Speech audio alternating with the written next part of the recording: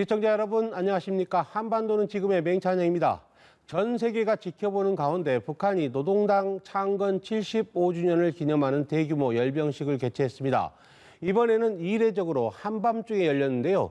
이번 열병식에서 김정은 국무위원장은 연설을 통해서 힘겨운 시기를 겪고 있는 북한 주민들에게 미안하다는 얘기를 했고요. 중간에 잠깐 울먹이는 모습을 보이기도 했습니다. 또 남측에 대해서는 사랑하는 남녘 동포들과 굳건하게 손을 맞잡길 기원한다고 말했습니다. 남북관계 진전에 대한 매우 직접적인 의지를 표현하는 것으로 보입니다.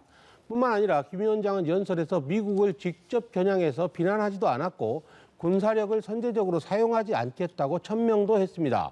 하지만 자위적 전쟁 억제력은 계속 강화하겠다는 의지를 재확인했고 열병식 말미에 세계에서 가장 큰 신형 ICBM과 개량된 SLBM을 공개했습니다. 이와 관련해서 청와대는 오늘 오전에 국가안전보장회의 긴급 상임위원회 회의를 열고 전쟁 방지를 위한 남북 합의를 반드시 지켜야 한다고 강조했습니다. 한편 마이크 폼페이오 미 국무장관의 방한이 도널드 트럼프 대통령의 코로나 확진으로 연기되면서 일부에서는 11월 미 대선 전에 북미 간 깜짝 접촉을 기대했던 옥토버 서프라이즈가 사실상 어렵게 됐다는 분석인데요.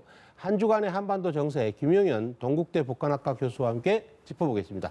어서 오십시오. 네, 안녕하십니까. 예, 열병식 장면 잘 보셨습니까? 네, 봤습니다. 이번에 좀 특징적인 게 어떤 게 있던가요? 열병식에서 보면 김정은 위원장의 연설이 우선 눈에 띕니다. 네. 본인이 매우 솔직한 입장을 아주 감성적으로 북한 주민들에게 호소했다. 네. 또 대외적으로도 역시 김정은 위원장이 솔직한 이미지의 지도자로서 뭔가 북한 주민들뿐만 아니라 외부에 대해서도 북한 체제가 매우 어렵지만 자력으로 돌파하고 있다. 이것을 강조하는 그런 입장들을 그 연설에 담았다. 이건 굉장히 과거의 김정은 위원장의 연설뿐만 아니라 북한의 최고 지도자들의 연설에서는 찾아보기 어려운 매우 그 감성적인 연설이었다. 이런 느낌이고요. 또 새로운 무기 체계가 그 등장을 했습니다. 말씀하신 것처럼 그 대륙간 탄도 미사일 관련돼서 상당히 좀 개량된 그 미사일이 우선 선보였고 SLBM도 역시 마찬가지입니다. 그렇게 보면 이번에 북한에서 그 열병식 자체는 매우 기획된 열병식이었고 그 과정에서 외부에 대해서 자극을 최대한 줄이면서도 북한이 갖고 있는 생각은 다 드러내는 그런 그 열병식이었다 이렇게 평가할 수 있겠습니다. 네. 그러니까 본인들이 보이고 싶은 어떤 메시지 이런 것들 네네. 수위를 아주 정교하게 조절했다 이렇게 평가를 해주셨는데 그렇습니다. 근데 이번에는 아주 이례적으로 한밤중에 자정에 열리지 않았습니까? 예, 보통 예. 과거에는 오전 10시 전후에 열리거나 아니면 네네. 오후에 하거나 낮 시간에 했는데 올해는 왜 한밤중에 했을까요? 그것도 이제 궁금할 겁니다. 어제 방송을 우리가 접한 것은 네. 녹화 방송이었습니다. 그러니까 새벽에 열병식은 한 3시간 정도 진행이 됐기 때문에 그 방송을 이제 녹화한 것인데 우선 이제 코로나19가 영향을 주고 있다고 봐야 될 것 같습니다. 그러니까 북한에서 모든 주민들이 지금 그 태풍 그리고 수해 피해에 모두 나서고 있고 전 국가적 역량을 투입하고 있습니다. 그 와중에 오전에 그 열병식을 한다는 것 자체가 북한 주민들에게는 또 역설적으로 우리는 고생하고 있는데 열병식 하고 있느냐 이런 식의 이미지로 다가갈 수도 있다. 이것을 우려했던 부분이 있는 것 같고요. 또 하나의 측면은 미국 시간도 고려했다고 저는 보고 있습니다. 네. 미국의 그 낮 시간을 고려해서 새벽에 하면서 미국인들이 뭔가 그 북한 상황들을 어떤 식으로든 좀 확인할 수 있게 만드는 그런 측면도 있는 것 같다. 전체적으로 보면 북한으로서는 그 시간, 그 새벽 시간도 상당히 좀 고심어린 그런 판단이었다 이렇게 보고 있습니다. 네. 앞서 이제 교수님도 말씀하셨지만 김 위원장이 이번에 연설하는 도중에 이 어려운 시기에 나를 따라와줘서 고맙다.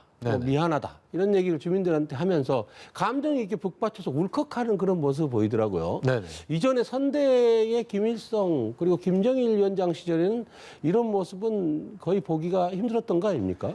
그러니까 과거에 김일성, 김정일 두 지도자 연설을 보면 매우 근엄한 연설이었고요.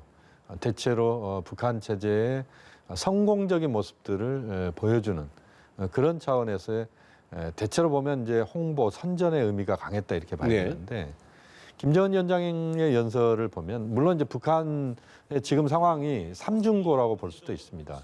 대외적으로 지금 핵 문제가 풀리지 않으면서 제재가 가해지고 있는 상황이고 또 코로나19 때문에 엄청난 지금 어려움을 겪고 있는 게 사실이거든요. 그러니까 경제를 거의 포기하다시피 하면서 주민들의 이제 삶을, 생활 그리고 생명을 우선시한다 이런 입장이기 때문에 그것도 어려운 부분이 분명히 있는 것이고 태풍 수해 때문에 굉장히 또 그 직격탄을 맞은 부분들이 있습니다.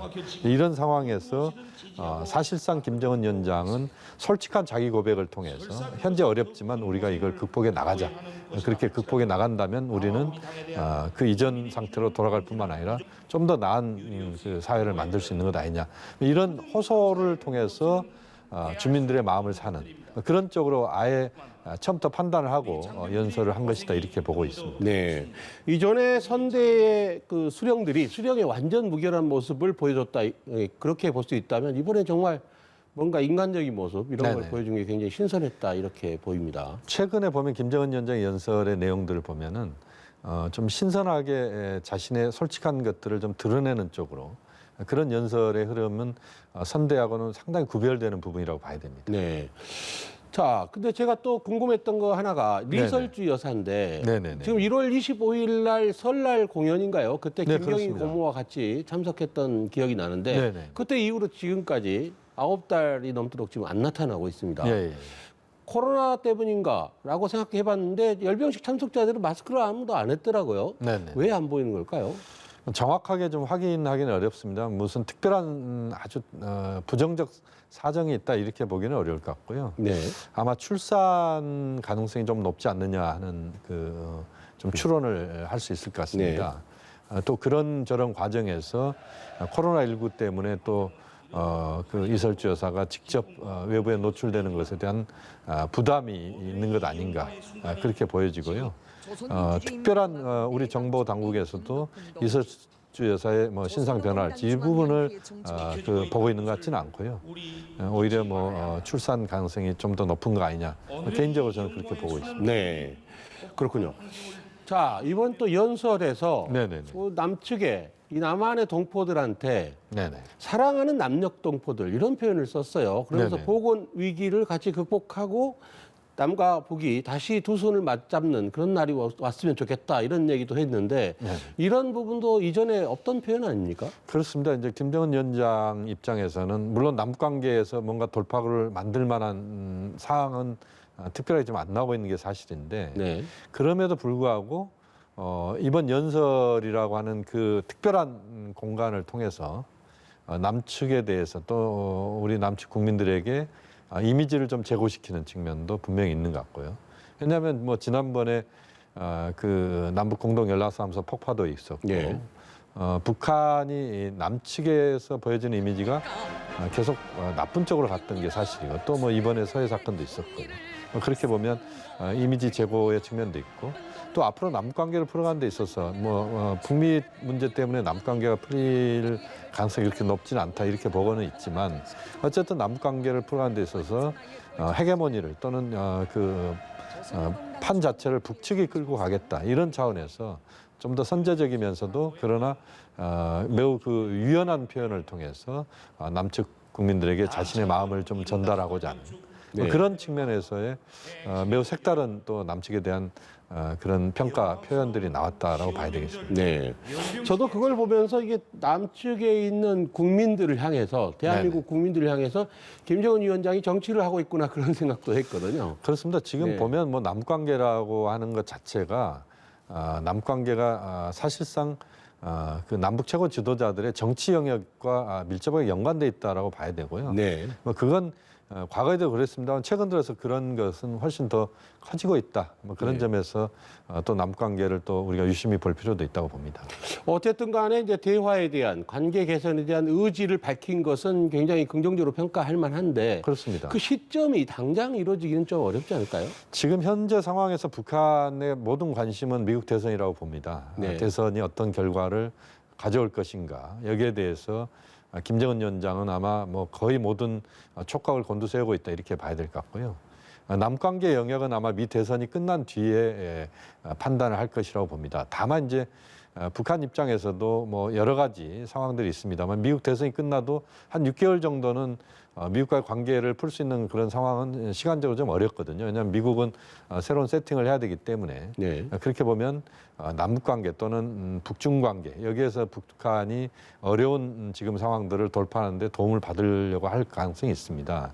이렇게 보면 어쨌든 남관계 영역에서 지금 당장 뭔가 성과가 나오지 않는다고 하더라도 최소한 남북이 합의했던 4.27, 9.19 합의, 특히 군사 합의 이 부분들이 다시 복원되는 수준 정도까지의 남관계는 만들어야 되는 게 저는 문재인 정부의 중요한 앞으로의 목표라고 봐야 됩니다. 저는 네. 또 그렇게 돼야 된다고 보고 그 영역까지 가는 데 있어서 우리가 전략적으로 또는 매우 신중하게 지금 상황들을 보면서 하나하나 좀 준비를 해나갈 필요가 있다고 봅니다. 네.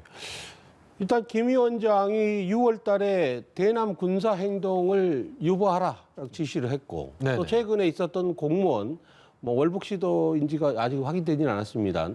남측 공무원의 피격 사망 사건에 대해서도 네네. 대단히 미안하다라는 표현을 2번 썼고 그렇습니다. 이번에 또 뭐 사랑하는 남측 동포, 남녘 동포들 이런 표현도 썼는데 네네. 이게 일련의 흐름이 하나로 더 연결돼 있는 게 아닌가 그런 생각도 들어요. 그렇습니다. 지금 말씀하신 것처럼 네. 전체적으로 보면 6월 달 이후에 김정은 위원장의 대남 부분에 있어서는 네. 본인의 육성을 통해서나 또는 본인의 입장은 매우 유연하고 남관계에 대해서 북한이 남관계를 틀고 있는 게 아니다. 이런 식의 이미지를 지금 주고 있습니다. 네. 그렇기 때문에 지금 상황들을 북한도 남관계를 풀고 싶으나 북미 부분이 안 풀리고 있기 때문에 우리도 답답하다 이런 투의 느낌이거든요. 네. 그렇게 보면 북한 입장에서 김정은 위원장 입장에서는 앞으로 여지들을 좀 많이 열어두면서 북미 부분이랄지 또는 전반적인 한반도 상황이 풀려 나간다면 북한이 획기적으로 움직일 수도 있다라고 하는 신호를 남측에 주고 또 문재인 대통령께서 김정은 위원장에 대해서 계속 긍정적으로 남관계를 풀어가자는 신호를 주고 있기 때문에 거기에 대한 화답의 성격도 지금 김정은 위원장이 보내고 있는 것 아닌가 네. 그런 판단도 할 수 있을 것 같습니다. 그 김정은 위원장이 공무원 피격 사건 때 대단히 미안하다라고 2번 네네. 얘기했던 것에 맞습니다. 대해서 좀 평가절하하는 그런 시각도 있는데 네네. 저는 이런 생각도 해봤거든요. 뭐 비록 가상의 상황입니다만 만약 북쪽의 주민이 네네. 월남을 시도하다 우리 군에 사살이 돼서 네네. 문재인 대통령이 북측 주민들한테 미안하다라고 얘기했을 때 네네. 우리 보수 야권과 보수 언론은 어떻게 반응했을까 그런 상상을 해보면 네네. 대단히 재밌는 상상이 되는 것 같아요. 지금 말씀하신 것처럼 그 뭐 역설적으로 우리가 역지사지로 볼 부분들도 있을 것 같은데 네. 아마 우리 보수 여론이나 또는 보수 정당에서는 아마 엄청난 또 반발이 있을 네. 거라고 추론을 할 수 있을 것 같은데요. 저는 이제 김정은 위원장의 진정성 부분에 대해서는 우리가 다각도로 또 신중한 접근을 해야 됩니다. 다만 네. 지금 이 상황에서 김정은 위원장이 그 미안하다라는 표현을 한다는 것은 최고 지도자로서 외교적 표현은 아닙니다. 굉장히 어려운 표현이거든요. 네. 그런 정도까지 표현을 한다는 것에 대해서 우리가 그것을 뭐 액면 그대로 받을 수는 없지만 그 자체를 좀 더 적극적으로 우리가 좀 이해하면서 남북관계 부분에 있어서 앞으로 풀려갈 수 있는 여지들을 우리가 또 만들고 또 북측에 대해서 우리 입장들도 전달하면서 좀 더 구동전여 자세로 쉬운 것부터 하나하나 풀어간다면 네. 저는 남관계에서 지금 이제 코로나19로 남북이 고통받고 있는 것은 똑같은 상황이기 때문에 그런 부분에서의 그 실타래를 풀어간다면 전 남관계도 풀릴 수 있다. 또 문재인 정부 입장에서도 사실상 내년 뭐 상반기 정도까지가 문재인 정부가 남관계를 풀 수 있는 시간표에 들어있는 시간이라고 봐야 되거든요. 네. 그렇게 보면 지금부터는 쉽고 할 수 있는 것 중심으로 해서 남북이 여러 채널들을 동원하면서 문제를 풀어가는 것이 저는 매우 중요하다고 보고 있습니다. 네. 실타래를 푼다는 그런 표현을 쓰셨는데요. 네네. 자, 이제 그 남측 공무원 피격 사건에 대해서 우리가 지금 네네. 공동 조사를 제안하지 않았습니까? 맞습니다. 근데 거기에 대해서 북한이 답변 안 하는 걸 보면 네네. 좀 어렵다. 네네. 하고 싶지 않다 내지는 하기 어렵다 이런 식의 의사를 우회적으로 침묵으로 표현하는 게 아닌가 이런 생각이 들거든요. 네네. 그럼 현실적으로 가능한 다른 대안이나 방법은 없을까요? 제가 볼 때는 공동조사는 현실적으로 좀 어려울 겁니다. 왜냐하면 북한은 이미 자신들이 입장을 내놔버렸습니다. 네. 그렇기 때문에 공동조사를 한다는 것은 쉽지 않은 것 같고요. 조사를 해서 다른 결과가 나오게 되면 입장을 바꿔야 되는 상황이 되는 거죠. 그렇습니다. 네. 그래서 지금은 아마 개별 조사가 그 남북이 따로 하면서 네. 그것을 모아서 한번 만나자라고 하는 정도랄지 네. 뭐 이런 가능성은 저는 남북이 노력한다면 가능하다고 보는데 다만 이제 지금 좀 유족에겐 죄송스럽습니다만 시신이 지금 발견이 안 되고 있습니다. 네. 발견이 안 된다는 것은 몇 가지 지금 남북이 입장을 갖고 있는 차이를 갖고 있는 이 부분에 대한 정확한 객관적인 그 결과를 좀 찾아내기가 어려울 수도 있다라고 하는 좀 안타까움이 있습니다. 이제 네. 하루빨리 시신이 좀 우리에게 좀 발견이 될 필요가 있다고 봅니다만 현재까지 그렇지 않은 상황에서는 좀 어렵다는 느낌이고 그렇게 보면 남북이 서로의 입장들을 공동조사를 통해서 할 수 있는 것들이 그렇게 많지는 않다라고 봅니다. 그렇게 보면 각자 조사하는 것을 갖고 정리할 수 있겠다는 게 좀 현실적일 수 있을 것 같고요. 네. 또 하나 지금 이제 급한 것은 남북의 군 통신선을 복원하는 겁니다. 특히 서부 쪽에 있는 서해 통신선을 복원해야 그래야 지금의 그 서해 사건의 여러 가지 앞으로의 풀어나갈 수 있는 문제들을 그 해결해 나가는 데 있어서도 역시 통신 복원이 되어야 원활하게 이루어질 수 있기 때문에 제가 볼 때 우선 통신 복원에 대해서 남북이 좀 적극적으로 움직일 필요가 있다고 봅니다. 네. 그 의지만 있으면 뭐 언제든지 할 수 있는 거니까요. 그렇습니다. 자, 대남 메시지에 대해서는 지금 얘기를 많이 나눠봤습니다만 네네. 대미 메시지, 네네. 미국에 보내는 메시지에 대해서는 일단 전쟁 억제력, 그러니까 군사력을 선제적으로 사용하지 않겠다라는 표현도 했습니다. 그렇습니다. 뭐 좋은 표현입니다. 미국을 직접 겨냥해서 비난하지도 않았고요. 네네. 하지만 그렇다 해서 우리 억제력은 계속 강화 유지하겠다고 했고 실질적으로 이제 보여준 겁니다. 창건일 열병식 맨 마지막에 실물을 보여줬지 않습니까? 네. 하나의 아주 잘 짜여진 시나리오가 아닌가 이런 생각도 들거든요. 그렇습니다. 지금 말씀하신 것처럼 북한은 나름대로 수위 조절을 하고 있다고 봐야 됩니다. 그 미국 대선에 개입하는 부분에 있어서 어느 한쪽 편을 들 수가 없는 겁니다. 지금 왜냐하면 대선 결과가 어떻게 나올지를 지금 가능하기 어렵다라고 네. 북한은 보고 있을 것이고 네. 트럼프 대통령에 도움이 되는 쪽으로 갈 수도 없고 바이든 쪽으로 갈 수도 없는 상황에서 굉장히 그 신중한 접근을 하면서도 그러나 우리는 누가 대통령이 되더라도 그 이후에 북한의 능력은 분명히 갖고 있다는 것을 보여주는 겁니다. 지금 이제 화면에 나오고 있습니다만 네. 새로운 그 바퀴가 11개씩 양쪽 합치면 22개의 바퀴에 네. 그 지금 그 대륙간 탄도 미사일 네. 지금 나오고 있지 않습니까? 그렇게 보면 이제 북한은 나름대로 누가 대통령이 되더라도 우리는 북한이 움직이기보다 미국이 먼저 움직여야 우리가 움직일 수 있다는 네. 그런 강한 신호를 지금 보이는 그런 차원에서의 열병식의 지금 새로운 ICBM의 등장이다라고 봐야 될 것 같고요. 네. 지금 나오는 화면은 SLBM입니다. 잠수함 발사 탄도 미사일인데 저 탄도 미사일도 굉장히 개량형 네. 탄도 미사일로 우리가 현재까지는 좀 추론할 수 있을 것 같습니다. 네. 지금 탄두의 형태를 봐도 그렇고 네네. 지금 새로 공개된 신형 지금 ICBM 같은 경우는 네네. 길이가 굉장히 길더라고요. 지금 미사일 그렇습니다. 전문가들은 저걸 괴물급이라고 얘기하고 지금 현재 현존하는 전 세계의 ICBM 중에서 가장 규모가 크다고 해요. 네네. 그럼 이제 그만큼 사거리가 더 커졌다 이렇게 봐야 될까요? 지금 말씀하신 것의 확실한 결과는 실험 발사가 이루어져야 됩니다. 네. 그러니까 아직까지는 제가 볼 때는 정치적 과시용 성격이 좀 강하다. 네. 그렇게 보고 있습니다. 예. 물론 이제 북한 나름대로 저런 ICBM을 개발했을 거라고 저는 보고 있습니다만 ICBM이 시험 발사가 이루어지지 않았고 또 대기권 재진입 기술에 대해서 우리에게 보여주지 않고 있기 때문에 저 자체만으로 100% 새로운 ICBM의 완성이다라고 보기는 저는 어려울 것 같습니다. 네. 그렇게 보면 아직까지는 정치적 과시형이다 이렇게 봐야 될 것 같고요. 네. 하나 주목할 부분은 이제 탄두 부분인데 탄두가 보면 지금 이제 미국의 그 ICBM이 미니트맨입니다. 그렇죠. 미니트맨 3가 있는데 그 탄두가 굉장히 닮았습니다. 근데 미니트맨 3는 다탄두 미사일입니다. 예.